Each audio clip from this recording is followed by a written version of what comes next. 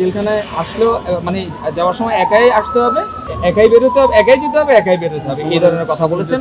যাদের কথা শুনে আমরা আসলে এই ধরনের অন্যায় অবিচারগুলো করে থাকি, তারা আমাদের সাথে কিন্তু জেলখানায় যাবেন না। তো বিচারক বুঝাতে চেয়েছেন যে আমরা যদি কারো প্ররোচনায় পড়ে কারো পারপাস সার্ভ করতে গিয়ে যদি দেশের সম্পদকে লুণ্ঠন করি অথবা দেশের কোনো ক্ষতি করি, সেই ক্ষেত্রে কখনো যদি ন্যায় বিচারের সময় আসে, প্রতিষ্ঠিত হওয়ার সময় আসে, ন্যায় বিচার হয়, সেক্ষেত্রে যাদের কথা শুনে আমরা আসলে এই ধরনের অন্যায় অবিচারগুলো করে থাকি, তারা আমাদের সাথে কিন্তু জেলখানায় যাবেন না, অথবা মামলার আসামি নাও হতে পারেন। তারা তো আসলে পদ্মার অন্তরালে থাকেন, অনেক সময় নাও আসতে পারেন।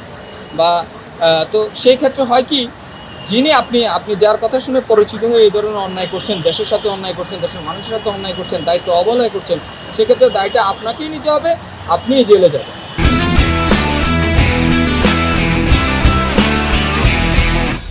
এটাই বিজ্ঞ আদালত আসলে আমাদের, এটা আসলে ওনার জন্য মেসেজ কিনে যায় না, সকলের জন্য একটা উপদেশমূলক মেসেজ হিসেবে বিজ্ঞ আদালত বলেছে।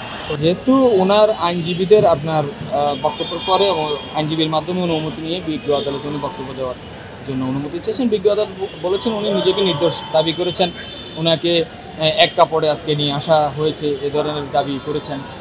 তখন গিয়ে বিজ্ঞ আদালত মানে এই উপদেশমূলক কিছু কথা বলেছেন। তো উনি যেটা বিজ্ঞ আদালত যেটা বলতে চাচ্ছেন যে বলেছেন যে এক কাপড়ে যে যাওয়ার বিষয়টা, সেখান থেকে বলছে যে জেলখানায় আসলেও মানে যাওয়ার সময় একাই আসতে হবে, একাই বেরোতে হবে, একাই যেতে হবে, একাই বেরোতে হবে, এই ধরনের কথা বলেছেন।